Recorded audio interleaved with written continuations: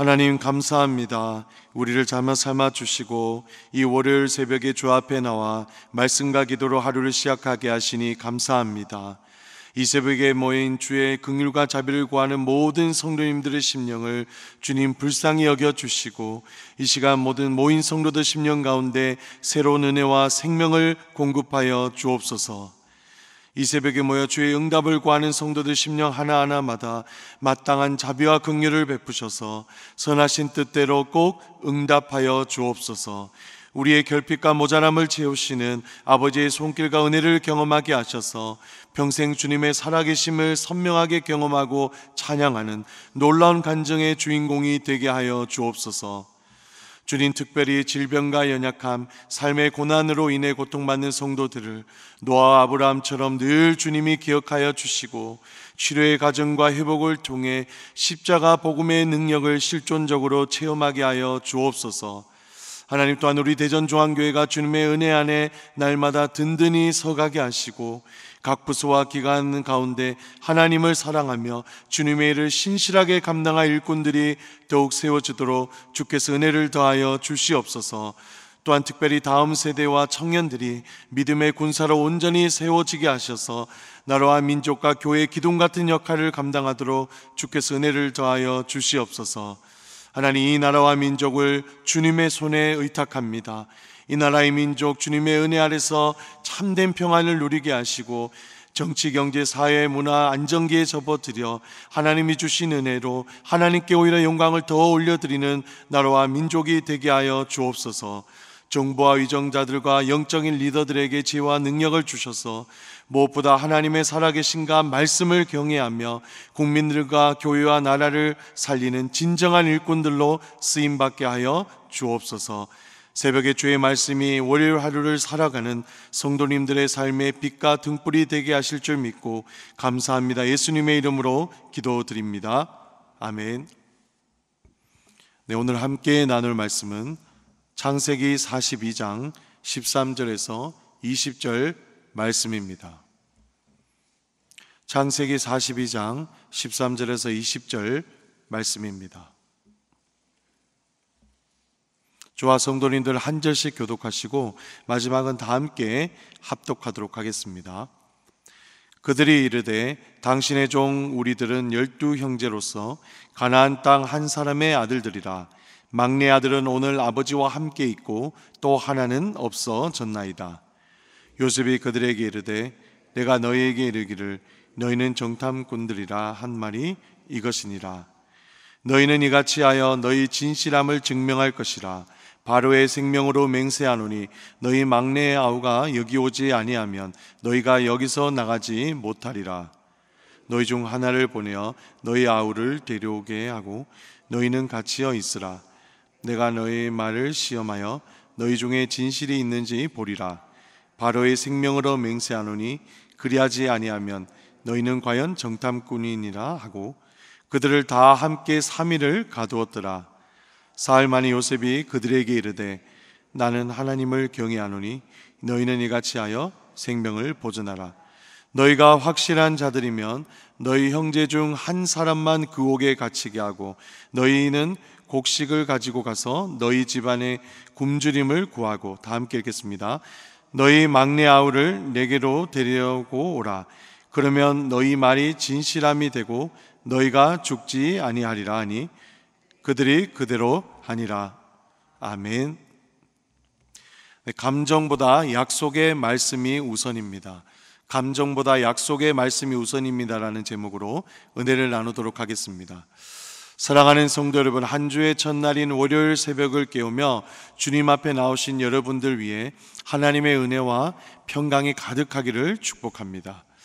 오늘 우리는 이 창세기서 42장 13절에서 20절 말씀을 통해 과거의 상처와 아픔을 넘어 하나님의 놀라운 비전을 이루어가는 요셉의 이야기를 묵상하면서 감정보다, 우리 인간의 감정보다 하나님의 약속의 말씀이 우선입니다라는 진리를 붙들고자 합니다.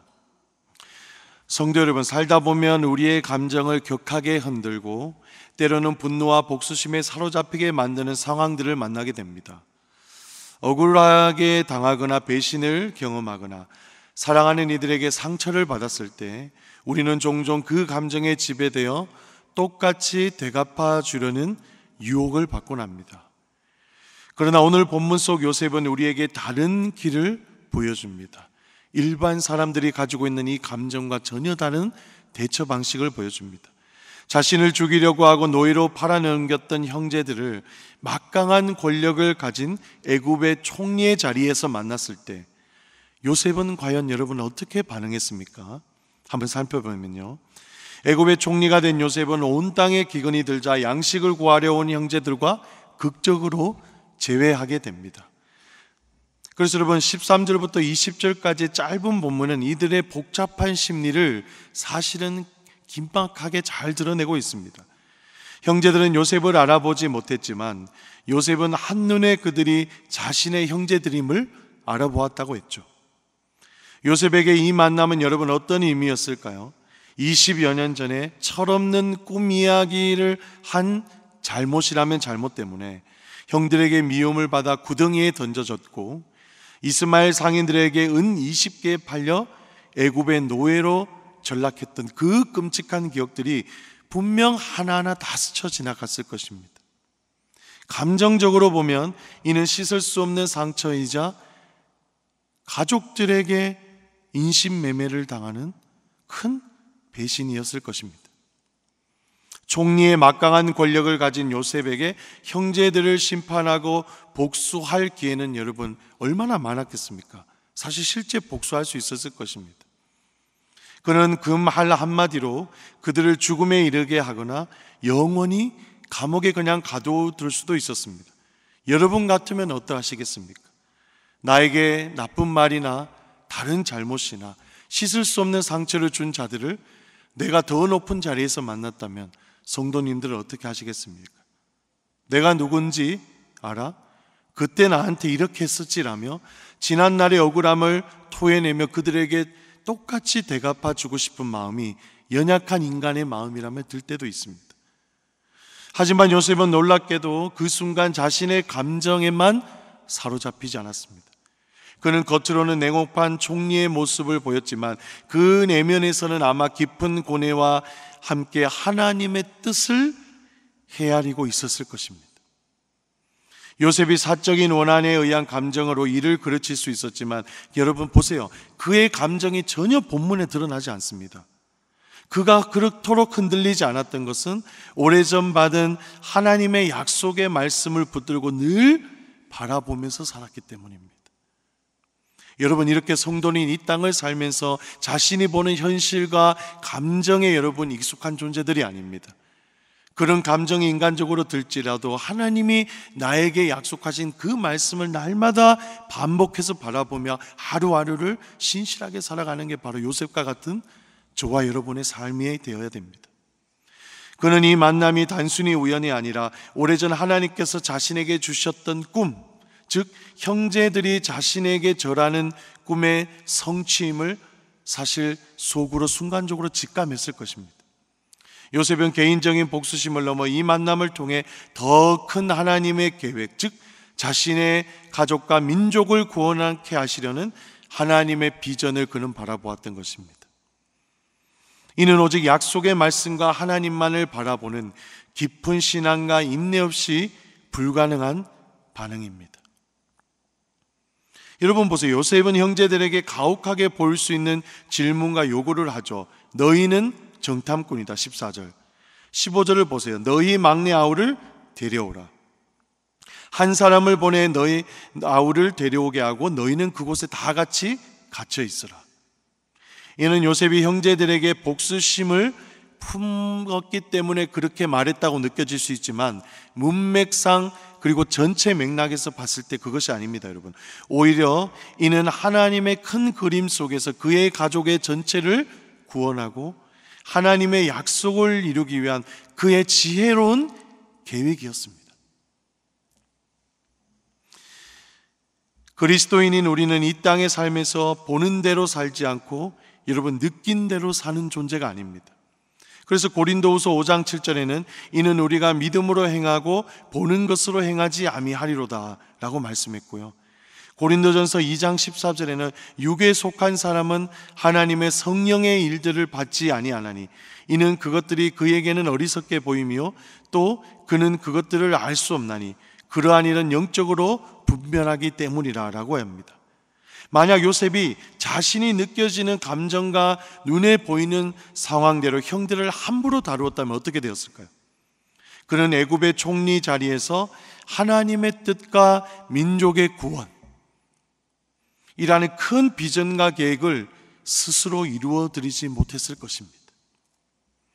이 모든 과정은 요셉의 개인적인 감정에 충족시키기 위함이 아닙니다. 그는 오래전에 하나님이 주셨던 꿈과 약속을 기억하며 그 말씀이 어떻게 성취되겠는지, 그리고 그 말씀을 통해 하나님이 어떻게 자신과 가족들과 민족들을 구원하실지 늘 기대하면서 기도하고 있었던 것입니다. 그러니 작은 감정이나 형제들을 제외했을 때도 감정이 요동치지 않고 온전히, 오히려 더 그 일을 당한 사람이 더 그 일을 마치 당하지 않은 사람처럼 온전하게 대하고 있었던 것입니다. 여러분 나중에 보십시오. 창세기서 45장 5절에 요셉은 이렇게 고백합니다. 당신들이 나를 이곳에 팔았다고 해서 근심하지 마소서, 한탄하지 마소서. 하나님이 생명을 구원하시려고 나를 당신들보다 먼저 보내셨나이다. 요셉은 자신의 고난이 우연이 아니라 하나님께서 생명을 구원하시기 위한 놀라운 섭리의 과정이었음을 확신했습니다. 그가 이처럼 감정을 넘어서서 하나님의 뜻을 여러분 구하고 바라볼 수 있었던 이유가 무엇일까요? 다른 것이 아닙니다. 약속의 말씀을 굳게 붙들었기 때문인 줄 믿습니다. 여러분, 우리의 삶 속에서도 요셉처럼 이해할 수 없는 고난과 어려움을 때때로 겪습니다. 그때 우리의 시선이 나를 힘들게 한 사람이나 감정에만 머무른다고 생각해 보세요. 분노와 좌절의 늪에서 절대 헤어나올 수 없습니다. 하나님을 믿는다고 하지만 그 상황에서 하나님의 말씀과 뜻을 구하지 않고 자신을 어렵게 했던 사람과 상황만을 바라본다고 문제가 해결되지 않잖아요, 여러분. 요셉처럼 그 모든 과정 속에 역사하시는 하나님의 손길, 그분이 우리에게 약속하신 말씀을 바라볼 때 우리는 고난을 이기고 감사로 나아갈 수 있는 것입니다. 요셉은 복수심에 사로잡히지 않고 오직 하나님이 크신 계획과 말씀에 순종하여 그분의 뜻을 이루어드리는 도구로 쓰임받을 수 있었다는 것입니다. 요셉은 형제들을 3일 동안 감옥에 가두고 그들을 시험하였습니다. 이 과정은 형제들이 진심으로 자신들의 죄를 깨닫고 회개하며 변화될 기회를 제공하기 위함이었습니다. 그리고 그 후 그는 나는 하나님을 경외하노라고 18절에서 이야기합니다. 형제들이 한 사람을 보내 곡식을 가져가게 하고 나머지는 다 돌아가게 합니다. 이 행동은 요셉이 단순한 인간적인 복수가 아니라 하나님이 정하신 긍휼과 공의 안에서, 긍휼하심과 공의 안에서 형제들을 대했음을 보여줍니다. 그는 감정이 요동치고 복수심에 불타더라도 하나님을 두려워하고 그분의 약속의 말씀을 붙들었기 때문에 형제들에게 보복을 한 것이 아니라 매 순간순간을 약속의 말씀을 붙들고 그 상황 속에서 하나님이 어떤 일을 하시는지 겸손하게 순종하고 있었던 것입니다. 여러분, 이 이야기에서 요셉의 행동을 통해 우리는 진정한 용서와 그리스도인의 용서와 회복이 무엇인지를 알게 됩니다. 그는 자신을 팔아넘긴 형제들을 용서했을 뿐만 아니라 그들을 구원하고 온 가족을 살리는 구원의 통로의 역할을 감당했습니다. 이는 요셉 개인의 뛰어난 인성 때문이 아니라 그가 역사의 주관자 되시는 하나님을 신뢰하고 자신의 삶을 향한 하나님의 비전과 약속의 말씀을 붙들었기 때문입니다. 그의 삶은 고통의 연속이었지만 그는 그 모든 것을 통해 하나님의 영광을 드러내는 도구로 빚어지고 있었던 것이죠. 이처럼 성도는 이 땅을 살아갈 때 약속의 말씀을 신뢰하는 믿음이 있어야, 여러분, 이것이 믿음이죠. 보이지 않지만 상황과 감정과 부정적인 것들보다 약속의 말씀을 신뢰하는 것이 믿음. 이 믿음이 있어야 성도는 현실의 상황을 뛰어넘은 보이지 않는 하나님의 비전을 바라보며 하루하루 묵묵히 살아갈 수 있는 것입니다. 그래서 시브리서 11장 8절에서는 아브라함에 대해서 믿음으로 아브라함은 부르심을 받았을 때 순종하여 장래 기업으로 받을 땅에 나아갈새 갈 바를 알지 못하고 나아갔으며 라고 기록합니다. 아브라함은 눈에 보이는 현실이나 느껴지는 감정에 따라 움직이지 않았습니다. 어디로 가야 할지, 어떤 일이 벌어질지 가르쳐 주시지도 않았지만 오직 하나님의 약속의 말씀만을 붙들고 하루하루 그냥 자기에게 주어진 삶 속에서 한 걸음 한 걸음 내딛었습니다. 그럴 때 하나님의 약속대로 한 걸음 내딛을 때마다 한 걸음 더 나아간 하나님의 인도하심을 보여주셨던 것입니다. 그 결과 그는 약속의 땅을 유업으로 받을 뿐만 아니라 믿음의 조상으로 인정되고 전해지는 축복을 받았습니다. 마찬가지로 우리 성도는 이 땅에서 보이고 느껴지는 현실이 아니라 때로는 약속의 말씀을 붙들고 현실 뒤에서 나를 위해 계획하신 하나님의 비전을 바라보며 한 걸음 한 걸음 살아가는 성도님들이 되어야 될 줄 믿습니다. 바로 요셉의 삶이 이러했던 것입니다.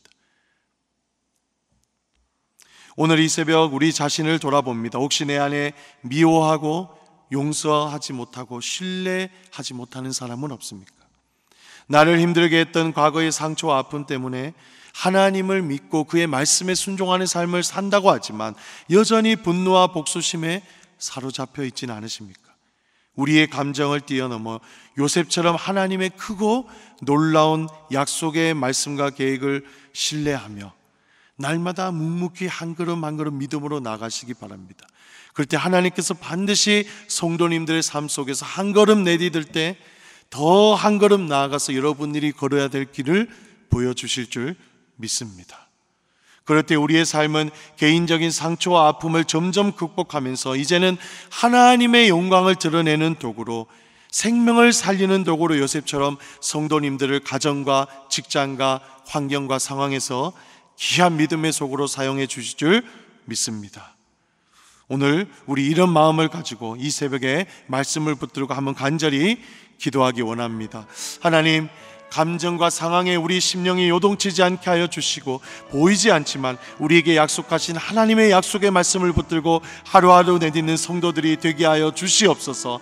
그래서 이 땅을 살아갈 때 약속의 말씀을 붙들 때 인생의 어느 지점에서 하나님이 여기까지 인도하셨구나 믿음으로 고백하는 진정으로 축복받은 성도들 모두 되게 하여 주시옵소서.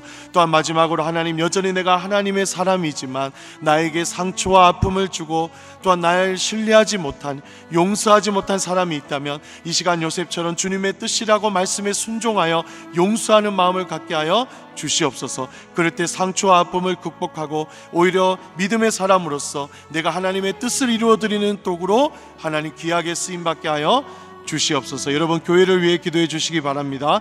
9월에 진행될 많은 사역이 있습니다. 하나님, 또한 성장반, 제자반, 또한 시니어 보이버 사역, 또한 이번 주에 제주 선교 사역이 진행됩니다. 모든 사역 가운데 주님의 은혜를 부어주시고 대전조항교회 사역과 선교를 통해서 하나님의 영광만 드러나게 하여 주옵소서. 나라를 위해서도 기도하겠습니다. 대통령과 위정자들에게 지혜와 능력을 주시고 주님의 말씀과 살아계심을 경외하며 지혜롭고 정의롭게 국민들을 섬기는 나라와 민족 되게 하여 주시옵소서. 하나님께서 이 나라 이 민족 가운데 하나님의 베푸심과 자비가 넘칠 수 있도록 이 시간 주여 한번 간절히 부르짖고 합심으로 기도하시겠습니다. 주여, 아버지 하나님 감사합니다. 아버지, 오늘 말씀을 통해서 이 땅을 살아가는 성도들의 삶의 기본과 중심에 대해서 깨닫게 하신 하나님 감사합니다. 하나님, 우리 하루하루 살아갈 때 눈에 보이는 감정과 감각으로 살지 않게 하시고 오직 보이지 않지만 우리를 선하게 인도하시는 하나님의 생명의 말씀, 약속의 말씀을 붙들고 살아가는 우리 모든 귀한 성도님들 되게 하여 주시옵소서. 하나님, 그래서 다른 사람들을 믿지 않는 사람들은 세상 가운데 요동치며 쓰러지고 넘어질지라도 우리는 주님의 약속의 반석 위에 온전히 서서 하나님이 우리를 통해 이루실 일을 기대하며 묵묵히 하루하루 아브라함처럼 한 걸음 내딛는 복된 성도님들의 삶이 되게 하여 주시옵소서. 그래서 한 걸음 한 걸음 말씀에 순종하며 그 현장에서 살아갈 때 한 걸음 내디딜 때 또한 한 걸음 보여주시고 두 걸음 내디딜 때 두 걸음 인생에 가야 될 길을 보이시는 주님을 만나는 모든 성도님들 되게 하여 주시옵소서. 하나님, 또한 요셉처럼 하나님, 행여나 용서하지 못한 사람이 있습니까? 나에게 상처와 아픔을 주고 아직까지 해결하지 못한 아픔이 있다면 성도님들 마음을 주님께서 위로하여 주시고, 무엇보다 우리가 우리 아픔과 상처에 침착되어 하나님이 우리를 통해 이루시고자 하는 그 뜻을 방해하고 이루어드리지 못하는 존재로 전락하지 않도록 주님께서 성도님들에게 새로운 은혜를 공급하여 주셔서 하나님 모든 것을 말씀대로 받아들이며 용서할 수 있고, 하나님 또한 이들의 삶이 하나님 보시기에 기쁘게 쓰임받는 선한 믿음의 도구로 쓰임받을 수 있도록 성도님들을 회복시키시고 주장하여 주시옵소서. 하나님, 오늘 말씀을 통해 또한 기도합니다. 나라와 민족 가운데 베풀 만한 자비와 긍휼을 베풀어 주시옵소서. 특별히 하나님, 나라의 민족 대통령과 지휘령자들과 영적인 리더들을 붙들어 주시고, 그들이 살아계신 하나님을 경외하며 날마다 의식하게 하시고, 국가의 정책과 국민들을 섬길 때 진심 어린 마음으로 섬길 수 있도록, 그래서 하나님 그들의 섬김을 통해서 나라와 민족과 국민들이 온전히 자신의 삶의 영역에서 서릴 수 있는 은혜가 있게 하여 주시옵소서. 하나님, 또한 대전중앙교회 사역 가운데 은혜를 베풀어 주시고, 아버지 이번 주에 있을 제주 선교, 또한 하나님 성장만 지저만, 또한 하나님 시니어 보혜반의 예배 가운데 모든 사역 가운데 주님 은혜를 더하여 주셔서 우리의 사역을 통해 하나님이 영광 받으시는 놀라운 역사 일어나게 하여 주시옵소서. 매주 월요일은 특별히 성도들의 가정과 일터와 지역사회를 위해서 기도하는 날입니다. 이 시간 기도하실 때 이번 한 주간도 모든 성도들의 가정이 하나 되고 자녀들이 형통하며 영육간에 강건하게 하여 주옵소서. 성도들의 생업과 사업장마다 하늘문을 여시고 복을 내려 주옵소서. 성도들이 서는 곳마다 예수 그리스도의 향기를 나타내어 지역사회가 모두 복을 받게 하여 주옵소서. 그리고 계속해서 담임 목사님을 위해 기도해 주시고요, 함께 동역하는 장로님들과 중직자들과 교역자들이 사랑으로 하나 되어 온 교회가 성령으로 충만한 가운데 올 한 해 끝까지 부흥의 역사를 기대하며 체험하게 하여 주옵소서. 성도님들의 가정과 지역사회를 위해 합심으로 기도하신 후에 자유롭게 기도하시고 안전히 귀가하시면 되겠습니다. 이 시간 기도하실 때 먼저 저를 따라해 주시기 바랍니다. 주여 문을 열어 주옵소서. 주여 문을 열어 주옵소서. 주여 문을 열어 주옵소서. 주여 문을 열어 주옵소서. 다 함께 주여 한번 간절히 부르고 합심으로 기도하겠습니다. 주여, 아버지 하나님 감사합니다. 이 새벽에 하나님 우리를 깨워주시고 또한 특별히 우리 성도들의 가정과 일터와 지역사회를 위해서 축복하고 기도하게 하신 하나님 감사합니다.